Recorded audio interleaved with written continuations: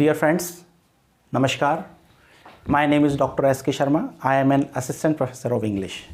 आपका शाम की 7 बजे वाली क्लास में बहुत बहुत स्वागत है. ये हमारा जो है लिटरेरी टर्म्स की सीरीज चल रही थी जिसमें हम सिमिली और मेटाफर को डिस्कस कर रहे थे. ओके, जैसा कि आपको पता है मंडे, ट्यूसडे, वेडनेसडे और थर्सडे इन 4 दिनों हमारी ग्रामर की क्लासेस होती हैं. पहले 7 डेज़ ग्रामर की क्लास हुआ करती थी, लेकिन स्टूडेंट्स की विशेष डिमांड पर जो टीचिंग लाइन से रिलेटेड है उन्होंने कहा सर लिटरेचर भी पढ़ाओ. तो हमारा मंडे, ट्यूसडे, वेडनेसडे और थर्सडे ग्रामर और फ्राइडे, सैटरडे, संडे लिटरेचर और संडे को टेस्ट भी. ओके, जो कि आप टेस्ट आज है आपका, कल तक रहेगा 8 बजे तक, तो आप उस टेस्ट को दें. तो हम सिमिली और मेटाफर के बारे में बात कर रहे थे. तो हमने सिमिली पढ़ा था कि सिमिली जो है एक कंपैरिजन है और मेटाफर भी एक कंपैरिजन है जो कि बिल्कुल डिस्टिंक्टली डिफरेंट थिंग्स के बीच में है, बिल्कुल अलग अलग चीज़ों के बीच में है. दो बिल्कुल अलग अलग चीज़ों के बीच में कंपैरिजन होता है. सिमिली के अंदर हम लाइक, एज या एजेस का यूज़ करते हैं और मेटाफर जो है उसमें इस तरीके के मार्कर्स का प्रयोग नहीं करते, यानी लाइक, एज और एजेस का प्रयोग नहीं करते. ओके, सिमिली और मेटाफर में ये अंतर है कि सिमिली जो है वो डायरेक्ट कंपैरिजन है और मेटाफर जो है इनडायरेक्ट कंपैरिजन है.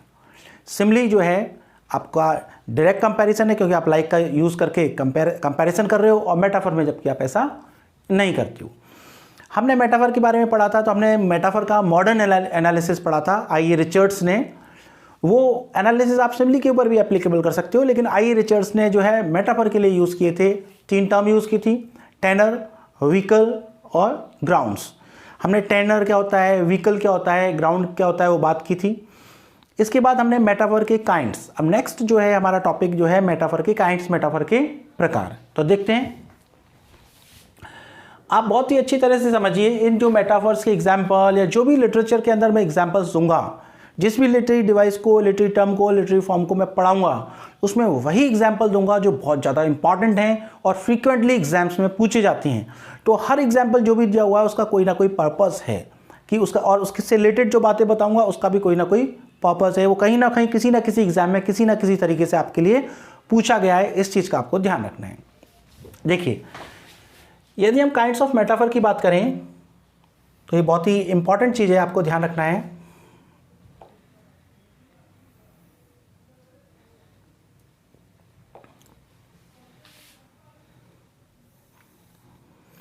यदि हम काइंड्स ऑफ मेटाफर की बात करें तो देखिए, सबसे पहला जो है वो है डीह्यूमनाइजिंग मेटाफर.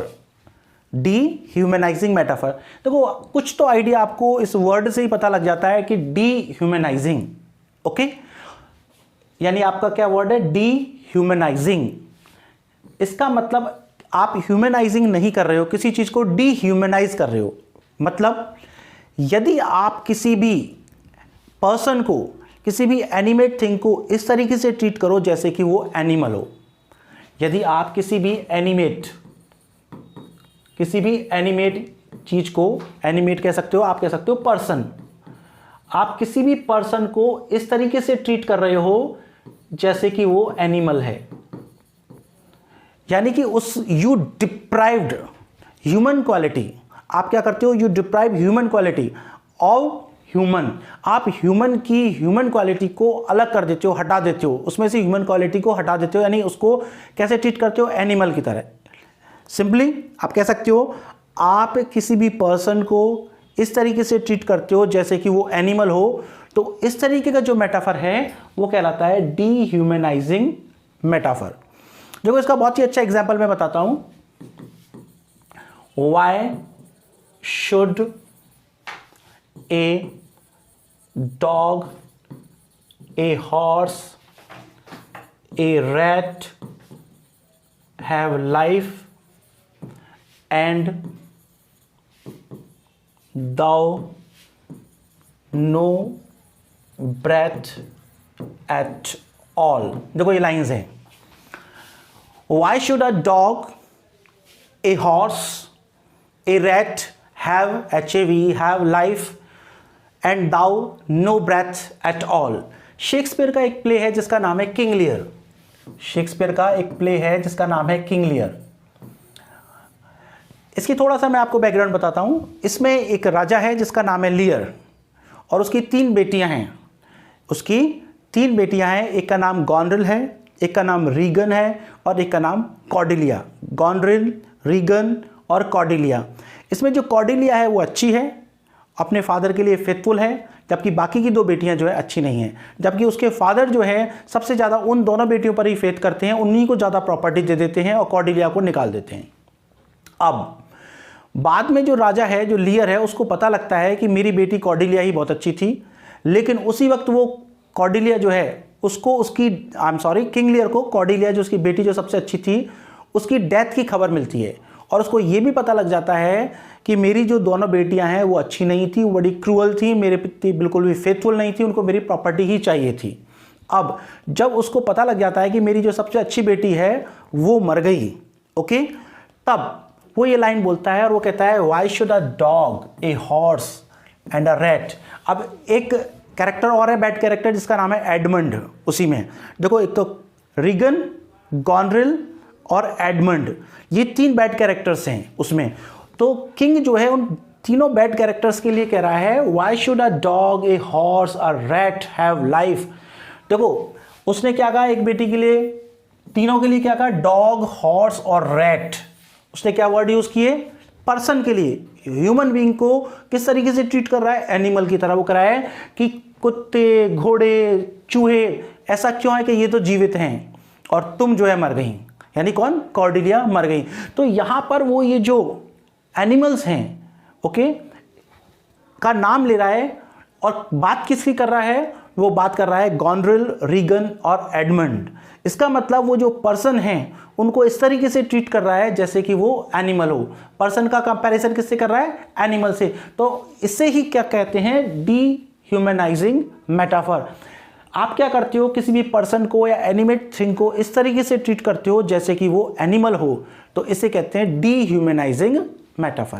मुझे लगता है ये चीज आपको क्लियर हो गई होगी, डीह्यूमनाइजिंग मेटाफर क्या होता है। नेक्स्ट देखिए, डीह्यूमनाइजिंग मेटाफर के बाद नेक्स्ट मेटाफर जो आता है वो आता है आपका एक्सटेंडेड मेटाफर। देखो ये सारे वर्ड से ही क्लियर हो जाएंगे आपको। एक्सटेंड का मतलब वैसे ही क्या होता है, किसी चीज का विस्तार कर देना, बढ़ा देना, ओके। तो एक्सटेंडेड मेटाफर का मतलब क्या है, एक्सटेंडेड मेटाफर का मतलब है कि आपका ऐसा मेटाफर जो कि मल्टीपल लाइंस तक फैला हो। देखो आप जब मेटाफर का यूज करते हो या सिमिली का यूज करते हो, किसी का भी यूज करते हो, तो वो एक ही जगह यूज होता है। आपने एक बार कह दिया किसी के बारे में कि भाई आपने जैसे मान लो कह दिया कि सी ऑफ ट्रबल, तो एक बार यूज कर दिया, ट्रबल्स को सी से कंपेयर कर दिया, फाइन। आपने कहा news is dagger to my heart, news के लिए आपने डैगर बता दिया, मेटाफर यूज कर लिया। इस तरीके से आप सिमिली कहते हो तो सिमिली भी एक ही जगह यूज करते हो आप। लेकिन आप इस तरीके का कंपैरिजन यूज कर रहे हो, आप ऐसा कंपैरिजन यूज कर रहे हो जो कि पूरी की पूरी पोएम में या फिर बहुत सारी लाइंस में या पूरे के पूरे पैसेज में यूज हो, तो उसे कहते हैं एक्सटेंडेड मेटाफर। यानी कि आपका कंपैरिजन ऐसा हो सकता है पोएम की शुरुआत से लेकर लास्ट तक चले या फिर कई लाइनों तक फैला हुआ हो, उसे बोलते हैं एक्सटेंडेड मेटाफर। मैं आपको एग्जांपल देता हूं, एग्जांपल के थ्रू आपको ये समझ में आएगा। देखो एक बहुत ही इंपॉर्टेंट पोएम है, एक अमेरिकन राइटर है जिसका नाम है वॉल्ट विटमन। अमेरिकन राइटर है जिसका नाम है वॉल्ट विटमन। उसकी एक पोएम है जिसका नाम है O captain my captain, fine. एक पोएम है O captain my captain, Walt Whitman की। अब्राहम लिंकन जो कि 16 प्रेसिडेंट है यूएसए के, तो उनके असैसिनेशन पर उन्होंने ये पोएम लिखी। यानी कि ये पोएम अब्राहम लिंकन जो यूनाइटेड स्टेट्स ऑफ अमेरिका के प्रेसिडेंट थे, ठीक है ना, उनको डेडिकेटेड कर कर उनके असैसिनेशन के बाद उन्होंने पोएम लिखी ओ कैप्टन माय कैप्टन। अब समझिए एक्सटेंडेड मेटाफर क्या होता है, आप इसको पोएम से क्लियर हो जाएगा, ओके। उसने 3 चीजों का यूज किया है। देखो एक वर्ड है CAPTAIN, कैप्टन। दूसरा वर्ड उसने यूज किया है सी वॉयज, एक वर्ड उसने यूज किया है CAPTAIN, कैप्टन। सेकेंड वर्ड उसने यूज किया है SEAVOYAGE, sea voyage, okay. First word captain, second word sea voyage and third word is ship, SHIP, ship, okay. अब समझिए कैप्टन का मतलब वो कहना चाह रहा है अब्राहम लिंकन, तो Abraham Lincoln LINCOLN, Lincoln, okay. Sea voyage का मतलब वो कहना चाह रहा है सिविल वॉर, सिविल वॉर। और शिप का मतलब है the USA, United States of America. अब देखिए, जब भी वो इस पूरी पोएम में कैप्टन वर्ड यूज करता है तो कैप्टन का मतलब है लिंकन। जब भी वो पोएम में वॉयज का, समुद्री यात्रा का वर्ड यूज करता है तो इसका मतलब है सिविल वॉर। और जब कभी भी वो शिप वर्ड यूज करता है, जहाज, इसका मतलब है USA। टोटल इसमें वो ये कहना चाह रहा है कि ये जो जहाज है, जहाज मतलब USA, इसको हमारा कैप्टन मतलब कौन, लिंकन ले जा रहा है। लेकिन जब ये जहाज जाता है तो रास्ते में इसके सामने क्या होता है, इसमें सिविल वॉर है, मतलब USA में सिविल वॉर चल रहा है। सिविल वॉर चल रहा था, ये वॉयज जो है बड़ा डिफिकल्ट है, ये समुद्री यात्रा बहुत डिफिकल्ट है। क्यों? क्योंकि वहां पर गृह युद्ध चल रहा था उस वक्त, सिविल वॉर हो रहा था कहां पर, USA में। ओके, लेकिन कैप्टन जो है बड़े सुरक्षित तरीके से, बड़े बुद्धिपूर्वक तरीके से, बड़े बहादुरीपूर्वक तरीके से जहाज को सुरक्षित जो है पोर्ट पर ले आता है, किनारे पर ले आता है। इस तरीके से पूरी पोएम है। तो जहां पर भी जहाज गया, जहाज को ले जाया गया, जहाज सुरक्षित आ पहुंचा, जहाज अब सुरक्षित है, जहाज जहां जहां वो शिप की बात करता है, इसका मतलब जहाज का मतलब USA। जहां जहां भी वॉल्ट विटमैन जो है कैप्टन की बात करता है कि कैप्टन ऐसे है, कैप्टन अब मर गया है, कैप्टन जहाज पर पड़ा हुआ है, कैप्टन ने बड़ा जोश दिखाया, कैप्टन को सब चीयरिंग कर रहे हैं, तो जहां जहां कैप्टन की बात है वहां मतलब लिंकन। जब भी वो कह रहा है कि ये वॉयज बहुत डिफिकल्ट है, समुद्री यात्रा, जहां जहां समुद्री की यात्रा की बात कर रहा है, उसका मतलब सिविल वॉर। ठीक है, इसका मतलब कैप्टन जो है, लिंकन का कंपैरिजन कैप्टन से, सिविल वॉर का कंपैरिजन सी वॉयज से, और USA का कंपैरिजन शिप से। अब ये कंपैरिजन पहली लाइन से स्टार्ट होकर लास्ट लाइन तक चलता है। जहां भी शिप की बात है इसका मतलब USA, जहां भी कैप्टन की बात है, जहाज का कैप्टन, इसका मतलब लिंकन, और जहां भी आपकी सी वॉयज की बात है इसका मतलब गृह युद्ध। तो ये कंपैरिजन पूरी लाइनों में फैला हुआ है, पूरी पोएम में फैला हुआ है। तो ऐसा कंपैरिजन जो मल्टीपल लाइंस, एक ही लाइन में नहीं कई लाइनों में, और इवन पूरी पोएम तक फैला रहता है, उसे बोलती हैं एक्सटेंडेड मेटाफर। फाइन, हमने देखा डिह्यूमनाइजिंग मेटाफर, यदि आप पर्सन को, किसी भी व्यक्ति को एनिमल की तरह ट्रीट कर रहे हो, डिह्यूमनाइजिंग मेटाफर। यदि आप किसी भी मेटाफर का यूज इस तरीके से कर रहे हो कि वो शुरू से लेकर लास्ट तक पूरी पोएम में या मल्टीपल लाइंस में है, तो आपने उसको क्या बोल दिया, एक्सटेंडेड मेटाफर। फाइन, नेक्स्ट जो है वो है मिक्स्ड मेटाफर। नेक्स्ट है मिक्स्ड मेटाफर। देखिए, ये भी सारे वर्ड से ही क्लियर हो जाएंगे। मिक्स, इसका मतलब आप दो मेटाफर का यूज कर रहे हो। आप क्या कर रहे हो, दो या दो से अधिक भी हो सकता है, आप दो मेटाफर का यूज कर रहे हो। आपने क्या किया, टू मेटाफर्स का यूज किया, और दोनों मेटाफर जो हैं बहुत ही डिफरेंट नेचर के हैं, बिल्कुल अलग अलग नेचर के मेटाफर्स का यूज किया। और इसका यूज करने से क्या होता है, आपका जो वाक्य है, सेंटेंस है, वो कई बार तो एब्सर्ड हो जाता है, मीनिंगलेस हो जाता है, कई बार ह्यूमरस हो जाता है। ओके, कई बार पूछ लेते हैं भाई मिक्स मेटाफर का क्या इफेक्ट होता है, तो आप कह सकते हो कि ह्यूमरस हो जाएगा, एब्सर्ड हो जाएगा। ओके, लाइन पहले समझो मेटाफर क्या होता है। मिक्स्ड मेटाफर का मतलब आप दो मेटाफर का एक साथ यूज करते हो, और दोनों मेटाफर कैसे हैं, डिफरेंट नेचर के हैं, बिल्कुल अलग अलग नेचर के मेटाफर्स का आप प्रयोग कर रहे हो, दैट इज मिक्स्ड मेटाफर। अब इसको आप सबसे बेस्ट एग्जांपल ही मैं आपको दे देता हूं, जो बार बार में एग्जाम में पूछा था। एग्जांपल तो बहुत सारे हैं, ठीक है ना, लेकिन मैं आपको एक बेस्ट एग्जांपल दे देता हूं। ठीक है, देखो इसका बेस्ट एग्जांपल जो है, मिल्टन की एक पोएम है लिसिडास,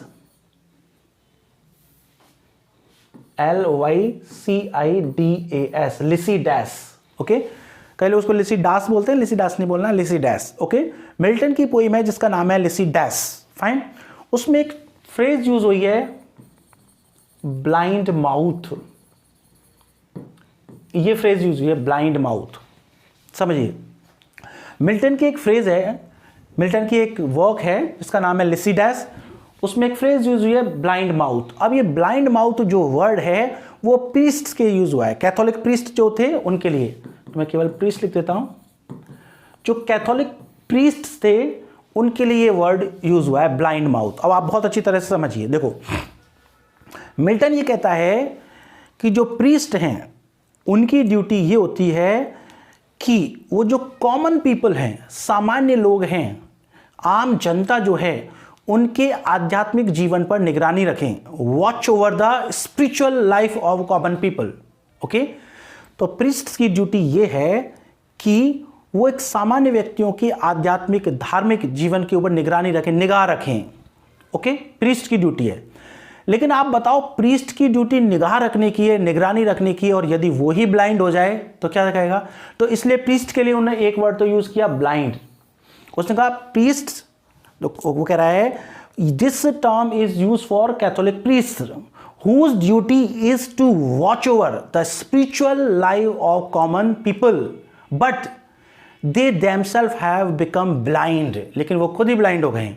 अब जिसका काम दूसरों पे निगाह रखने का हो और वही अंधा हो जाए, इसका मतलब उनको कोई लेना देना उससे नहीं है। सेकंड वर्ड इसमें है माउथ। वो ये कह रहा है कि जो प्रीस्ट जो है, इनकी ड्यूटी है दूसरे सामान्य लोग, गरीब लोगों के लिए भोजन कराना, उनके लिए भोजन प्रोवाइड करना, ठीक है, कि कोई भूखा नहीं रहे, उनके लिए भोजन प्रोवाइड करना, टू फीड अदर्स। मान लो मेरी ड्यूटी दूसरों को भोजन कराने की है और मैं खुद ही मुंह बन जाऊं, वो कह रहा है वो खुद ही माउथ हो गए। तो माउथ का काम तो क्या होता है? पहले खुद खाएगा, पहले क्या करेगा?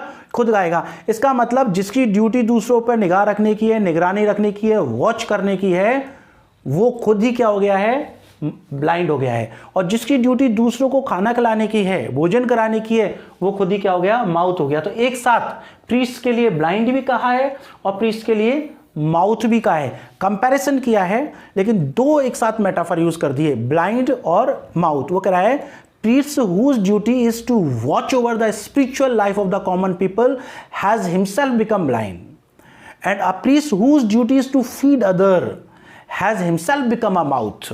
वो खुद ही मुंह बन गया है। तो क्या हो गया? आपने दो मेटाफर्स का प्रयोग किया, दो अलग अलग तरीके के मेटाफर्स का प्रयोग किया, जिससे आपका ये जो फ्रेज है थोड़ी सी ह्यूमरस भी लगी, कॉमिक भी लगी, ठीक है ना, और आपको प्राइमरली देखने पर मीनिंगलेस भी लग सकती है। तो this is called mixed metaphor. Fine. फिर देखिए, जैसे मैं आपसे कहूं, और यदि एक सिंपल एग्जांपल देता हूं, मैं कहूं we are flying through the sea of success. मैंने आपसे कहा we are flying through the sea of success. अब देखो, इसमें दो मेटाफर यूज हो गए, एक तो फ्लाइंग, ओके, और एक सी।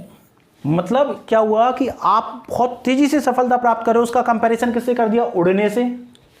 और एक आपकी सफलता जो है सी, सफलता का समुद्र बहुत बड़ा है, तो एक क्या यूज कर दिया? सी। तो दो मेटाफर एक साथ यूज कर दिए, तो क्या हो गया? ये मिक्स्ड मेटाफर। आपको बहुत एग्जाम में पूछा था ब्लाइंड माउथ, कई बार ये पूछा जाता है ये टर्म कहाँ यूज हो रही है, तो आप कह सकते हो मिल्टन के लिसिडस में से। कई बार ये पूछ लिया जाता है कि इसमें कौन सी लिटरेरी टर्म यूज हो रही है, तो आपको ध्यान होना चाहिए मिक्स्ड मेटाफर। वहाँ पर एक मेटाफर आ जाएगा, एक स्टैंडर्ड मेटाफर आ जाएगा, फिर एक में ह्यूमनाइजिंग मेटाफर आ जाएगा, एक डिह्यूमनाइजिंग मेटाफर आ जाएगा चॉइसेस में। तो आपको ध्यान रखना है कि क्या यूज हो रहा है, यहाँ पर कौन सा यूज हो रहा है? मिक्स्ड मेटाफर, ठीक है। नेक्स्ट जो मेटाफर है वो है डेड मेटाफर। नेक्स्ट है डेड मेटाफर। देखिए, ये सब कुछ पढ़ा रहा हूं ना आपको, इन सब के पीडीएफ नोट्स मिल जाएंगे आपको कंप्लीट, ओके। आप स्क्रीनशॉट भी ले सकते हैं। इसके अलावा आपको इसके सब कुछ जो कुछ भी पढ़ा रहा हूं उन सब के पीडीएफ नोट्स आपको मिल जाएंगे टेलीग्राम चैनल पर। आप टेलीग्राम चैनल ज्वाइन कर लीजिए। अभी हो सकता है इस काम में लगने में आपको 2, 4, 5 दिन, 10 दिन, 15 दिन लग जाएं, क्योंकि अभी सारी चीज़ें देखो, मैं पहली बार ऑनलाइन प्लेटफॉर्म पर आया हूँ, तो मुझे सारी चीज़ों की बहुत ज़्यादा जानकारी नहीं है, इसलिए इनसे एडजस्ट होने में थोड़ा सा टाइम लगेगा। इसलिए आप ध्यान रखें, एक टेलीग्राम चैनल है, मैं आपको बता देता हूँ, DRSKENG 2023, DRSKENG 2023, ये टेलीग्राम चैनल है। इसी पर मैं आपको क्वेश्चंस भेजूंगा, इसी पर सारे जो कुछ भी पढ़ा रहा हूँ, ग्रामर का, लिटरेचर का, दोनों के पीडीएफ नोट्स आपको डेली मिल जाएंगे। अभी थोड़ा सा टाइम लगेगा, फिर आपके पास ऐसा होगा कि आज आपकी क्लास हुई 7 बजे और फिर 9-10 बजे तक आपको इसके पीडीएफ मिल जाएंगी। आपको एक भी दिन डिले नहीं करूंगा, सेम डे आपको पीडीएफ प्रोवाइड करवा दी जाएगी। लेकिन अभी थोड़ा सा टेक्नोलॉजी है, इसको मैं थोड़ा सा एक बार फैमिलियर हो जाऊं ढंग से, 2, 4, 5 दिन, 10 दिन, ठीक है। उसके बाद आपको सारी चीज़, कंटेंट में कोई प्रॉब्लम नहीं है, कंटेंट तो आपको बेस्ट टू बेस्ट कंटेंट मिलेगा। टेक्नोलॉजी थोड़ा सा आप थोड़े से दिन एडजस्ट कर लो, 10-5 दिन, 15 दिन, फिर उसके बाद आपको सारी चीज़ें बिल्कुल बेस्ट टू बेस्ट ही मिलेंगी। जिस तरीके से कंटेंट अच्छा है, वैसे ही टेक्नोलॉजी में भी आपको बढ़िया से बढ़िया चीज़ें आपको मिलेंगी। आगे देखिए, नेक्स्ट है डेड मेटाफर। देखो, ये वर्ड से ही क्लियर हो जाती है यदि आप थोड़ा सा समझे। डेड, कोई चीज़ डेड हो गई, मतलब कोई मेटाफर इतनी ज़्यादा बार यूज़ हो गया कि अब उसका रेलिवेंस खत्म हो गया, वो कोई इमेज आपके सामने प्रोवोक करता ही नहीं है। देखो जैसे मैंने कहा सी ऑफ ट्रबल, तो सी जैसे ही मैंने कहा तो आपके दिमाग में पहले समुद्र आता है। जैसे ही मैंने आपसे कहा सी, ठीक है ना, ऑफ ट्रबल, जैसे मैंने आपसे कहा सी ऑफ ट्रबल, तो आपके दिमाग में पहले ये लिटरेरी वर्ड, जो लिटरल वर्ड है सी, वो आता है, जो आपका टेनर होता है, आप जानते हो। पहले आपके क्या है, लिटरल वर्ड आता है सी, फिर इसका मीनिंग आता है आपका बहुत लार्ज, विशाल। पहले तो आपके दिमाग में क्या आता है, इसका शाब्दिक अर्थ आता है समुद्र। उसके बाद आपके दिमाग में आता है कि लार्ज, इनॉमरस, विशाल, ये चीज आती है। तो आप इसी को व्हीकल बोलते हो। जिसको टेनर व्हीकल के बारे में पता नहीं है, वो सिमिली मेटाफर की 2 क्लासेस पहले हो चुकी है, उनको ज्वाइन करें, उनको सुने ढंग से, तभी आपको टेनर और व्हीकल समझ में आएगा। तो इसमें क्या होता है, टेनर और व्हीकल दोनों अलग अलग होते हैं। पहले आपके दिमाग में टेनर आता है, फिर उसका व्हीकल आता है।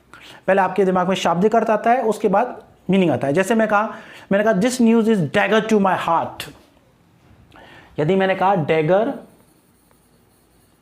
टू माई हार्ट, मैंने कहा this news is a dagger to my heart, तो सबसे पहले आपके दिमाग में खंजर आएगा। हाँ खंजर, क्या, हाँ भाई खंजर बहुत खतरनाक। फिर उसके बाद आपको लगेगा हाँ ये न्यूज़ जो उसके लिए बहुत खतरनाक है, या ये न्यूज़ उसके लिए बहुत ज़्यादा हार्मफुल है, जो भी मीनिंग आएगा। तो ये आपका टेनर हो गया। फिर जो आपको उससे मीनिंग दिमाग में आ रहा है वो क्या हो गया, व्हीकल हो गया। तो डेड मेटाफर एक ऐसा मेटाफर होता है जिसमें कि टेनर और व्हीकल में डिफरेंस खत्म हो जाता है। ध्यान रखना, जो आप अच्छी एग्जाम दोगे, आप असिस्टेंट प्रोफेसर, नेट वगैरह, फर्स्ट ग्रेड, तो उसमें तरीके से क्वेश्चन आ सकते हैं और आपके कॉन्सेप्ट क्लियर है तो कोई दिक्कत नहीं आएगी। डेड मेटाफर में टेनर और व्हीकल का डिफरेंस खत्म हो जाता है। आपको चॉइसेस दे सकते हैं कि tenor and vehicle same, there is difference between tenor and vehicle, and the difference of tenor and vehicle is no more in dead metaphor. तो थर्ड चॉइस सही होगी। Okay, the difference of tenor and vehicle is no more in dead metaphor. तो आपको ये चीज ध्यान रखनी है। आपके कॉन्सेप्ट क्लियर है तो क्वेश्चन कैसे भी घुमाएगा आपको दिक्कत नहीं आएगी। तो अब पहले आप खुद समझो, नहीं तो अभी तो आप ही घूम जाओगे। डेड मेटाफर क्या होता है, पहली बात टेनर और व्हीकल का जो डिफरेंस है वो खत्म हो जाता है। कैसे, मैं आपसे कहूं लेग ऑफ टेबल, मैंने कहा लेग ऑफ टेबल। अब लेग ऑफ टेबल जो है हम इतनी ज़्यादा बार यूज कर चुके हैं कि टेबल के पैर या टेबल के पाए, ठीक है, या फिर आप कह सकते हो टेबल के पिलर। जैसे ही मैंने आपसे लेग ऑफ टेबल कहा तो आपके दिमाग में पहले ये नहीं आएगा कि आदमी के पैर, फिर वो नीचे होते हैं, फिर आपके दिमाग में वो टेबल आया, अच्छा टेबल के वो पिलर, नहीं।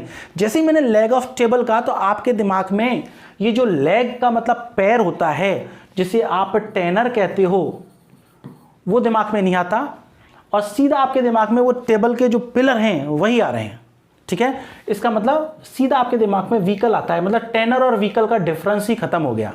जो टेनर आप कहते हो लिटरल मीनिंग, और फिर उसके बाद आप कहते हो मेटाफोरिकल मीनिंग, तो टेनर और व्हीकल का डिफरेंस ही खत्म हो गया आपके क्या होता है, आपके दिमाग में जैसे ही लेग ऑफ टेबल कहता हूं तो आपके दिमाग में आदमी के पैर और फिर उससे आप कंपैरिजन ऐसा कुछ नहीं आता। आपके दिमाग में सीधा टेबल के पाए आ जाते हैं, क्योंकि आप इस मेटाफर का यूज इतनी बार कर चुके हो कि अब आपके दिमाग में कोई नई इमेज इन्वोक नहीं होती, कोई भी नई इमेज जागृति नहीं होती, आपके दिमाग में सिर्फ वही आता है। एक और देखो एग्जांपल, जैसे मैं कहूं, मैंने ऐसे कह दिया आपसे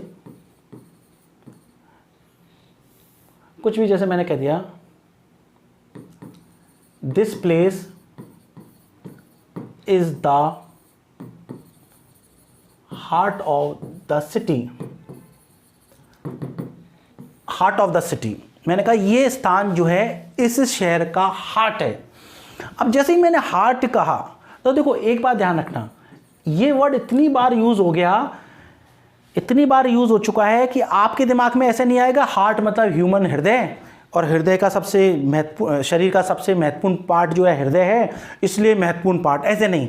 जैसे ही आपने हार्ट कहा तो आपके दिमाग में अपने आप ही आ गया इंपॉर्टेंट पार्ट, इंपॉर्टेंट चीज, जैसे ही हार्ट का, ठीक है ना। जैसे आपने कहा ये तो शहर का हार्ट है, हार्ट, तो आपको समझ में आ गया कि इंपॉर्टेंट पार्ट। तो आपने क्या किया, इतनी बार इस हार्ट वर्ड को यूज कर चुके हो किसी इंपॉर्टेंट चीज के लिए किसी इंपॉर्टेंट चीज के लिए इसका इतनी बार प्रयोग कर चुके हो कि अब ये कोई इमेज इवोक नहीं करता, इमेज इवोक करने के सेंस में ये डेड हो चुका है, इसलिए इसे डेड मेटाफर कहते हैं। जैसे ही आप हार्ट कहते हो, हार्ट का मतलब होता है इंपॉर्टेंट।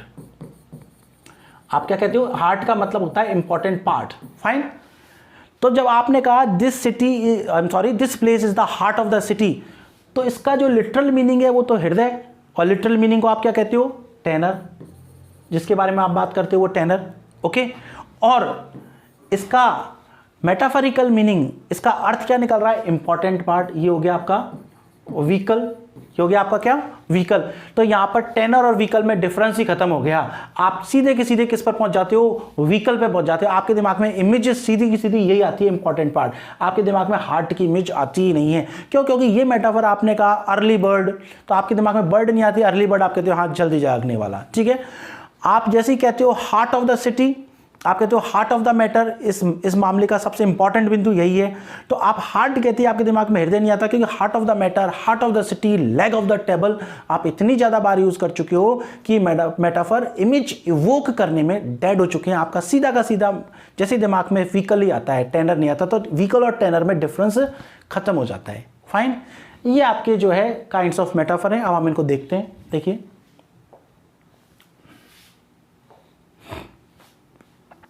सबसे पहले मैंने आपको बताया था डीह्यूमनाइजिंग मेटाफर। देखिए, डीह्यूमनाइजिंग मेटाफर के बारे में मैंने आपको यही बताया था, व्हेन वी ट्रीट। ये सारे के सारे जो आपको पीडीएफ नोट्स में मिल जाएंगे। सब कुछ ये मैंने आप लोगों की वजह से ये टाइप किया है, जिससे कि आपको ये जो कुछ भी मैं पढ़ा रहा हूं ये पीडीएफ नोट्स में मिल जाए। आप स्क्रीनशॉट भी ले सकते हो, बाकी के सब पीडीएफ नोट्स में भी मिलेगा आपको, है ना। When we treat and inanimate, inanimate का मतलब पर्सन, जब हम किसी जो है इनएनिमेट नहीं, एनिमेट, आई एम सॉरी, जब हम किसी भी एनिमेट थिंग को किस तरीके से ट्रीट करते हैं? As an animal. किसकी तरह ट्रीट करते हैं? एनिमल की तरह। आपको दो चीज ध्यान रखनी है, एनिमेट और एनिमल। जब एनिमेट चीज को आप एनिमल की तरह ट्रीट करते हो तो उसे बोलते हैं डीह्यूमनाइजिंग मेटाफर। एग्जाम्पल मैंने आपको बताया था, why should a dog, a horse, a rat. अब ये तीन पर्सन है, गॉनरिल, रीगन और एडमंड, तीनों पर्सन हैं। उन तीनों पर्सन के लिए वो क्या यूज कर रहा है? Dog, horse, rat have life. ऐसा क्यों है कि उनके पास तो जीवन है, यानी वो जिंदा हैं। And thou no breath at all, और तुम्हारे अंदर कोई सांस नहीं है, इसका मतलब तुम मर गई हो। कौन मर गई हो? कॉर्डेलिया। कॉर्डेलिया मर गई उसके लिए। तो यहाँ तीन जो पर्सन हैं उनको वो किस तरीके से ट्रीट कर रहा है? एनिमल की तरह। उनको क्या बता रहा है? एनिमल। फाइन। नेक्स्ट देखो, अब मैंने इसमें ये लिख रखा है, ये शेक्सपियर का जो किंग लियर है उसमें है ये लाइन, तो आपको ध्यान रखनी है। जो कॉम्पिटिटिव एग्जाम की तैयारी कर रहे हैं, किसी भी चीज़ की, नेट की, assistant professor, first grade, second grade, REET means, UP PGT, TGT, Haryana TGT, PGT, सबके लिए इंपॉर्टेंट है ये। देखो, मैंने यहाँ पर इसको एक्सप्लेन भी कर रखा है सारी चीज़ें, जिससे आपको दिक्कत नहीं हो। जब आप पीडीएफ नोट्स में पढ़ें तो आपको यदि भूल भी जाओ तो आपको ये ध्यान रहे कि मैंने क्या बात बताई थी। देखो, मैंने कहा wicked people like Goneril, Regan and Edmund. वो कह रहा है कि ये जो धूर्त लोग हैं, शातिर लोग हैं, गंदे लोग हैं, कौन कौन? Goneril, Regan and Edmund, prosper, ये तो समृद्धि कर रहे हैं, आगे बढ़ रहे हैं। ठीक है ना। जब उसने कहा कि विकेट पीपल जो हैं वो तो प्रॉस्पर हो रहे हैं, समृद्ध हो रहे हैं, तो उसके वो ऐसा कहने के लिए उसने क्या कह दिया? उनके लिए डॉग, हॉर्स और रैट वर्ड यूज कर दिया। तो हम क्या कर रहे हैं? We are dehumanising wicked people. हम ये जो धूर्त लोग हैं उनको इस लेवल तक डीह्यूमनाइज कर रहे हैं। किस लेवल तक? To the status of animal. Animals के स्टेटस तक हम उनको डीह्यूमनाइज कर रहे हैं। मतलब हमने उनका स्तर कितना गिरा दिया? एनिमल के लेवल पर उनको लाकर रख दिया। इसे कहते हैं डीह्यूमनाइजिंग मेटाफर। फिर देखिए नेक्स्ट, सारा चीज़ें एक बार पूरा का पूरा रिवीजन भी हो जाएगा आप इस तरीके से। नेक्स्ट देखिए, नेक्स्ट है एक्सटेंडेड मेटाफर। नेक्स्ट बहुत ही इंपॉर्टेंट, एक्सटेंडेड मेटाफर। मैंने आपको समझाया था। अच्छा देखो, क्लास जो है 30 मिनट से ज़्यादा की हो जाएगी, तो फिर वो मैं नहीं चाहता कि क्लासेस 30 मिनट से ज़्यादा की हों शुरुआत में। इसके बाद ये सारी चीज़ें और जो मैंने आपको अभी वैसे ही वो समझाई है ऑरली, अब उसके बाद उनको हम इस पर समझेंगे। सारे के सारे चीज़ों की पीडीएफ नोट्स भी आपको मिलेगी। तो इन चीज़ों को आप एक बार देखना, समझने की कोशिश करना, फिर उसके बाद आपकी एक्सरसाइज होंगी और वो टेस्ट होगा उसमें सिमिली और मेटाफर से रिलेटेड होगा, लेकिन अभी मेटाफर कंप्लीट नहीं है।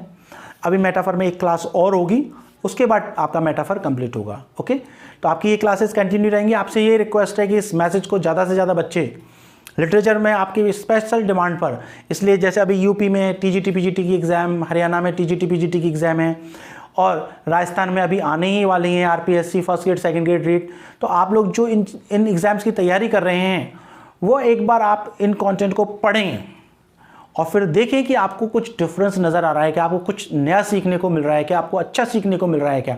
आपका लेवल निश्चित रूप से और लोगों से ज़्यादा अच्छा हो जाएगा आप यदि रेगुलर रूप से क्लासेस लेंगे, अब से ही क्लासेस लेंगे। तो आप इस चीज़ का ध्यान रखें, और मेरी रिक्वेस्ट यही है आपसे कि इस मैसेज को, इस चैनल के बारे में आप जितने ज़्यादा से ज़्यादा लोगों को बता सकें उतना ज़्यादा से ज़्यादा बताइए। जितने ज़्यादा से ज़्यादा लोगों को आप बताएंगे, जितने ज़्यादा से ज़्यादा लोग इसका फ़ायदा उठाएंगे, तो मुझे उससे मोटिवेशन मिलेगा। यदि 10 लोग ज़्यादा देखते हैं तो मुझे 10 गुना मोटिवेशन मिलता है। तो मैं सोचता हूँ कि हाँ, बच्चों की तरफ से रिस्पांस अच्छा आ रहा है, आप लोगों के जो कमेंट्स आते हैं, जो अच्छे अच्छे कमेंट्स आते हैं, उससे मुझे बहुत मोटिवेशन मिलता है।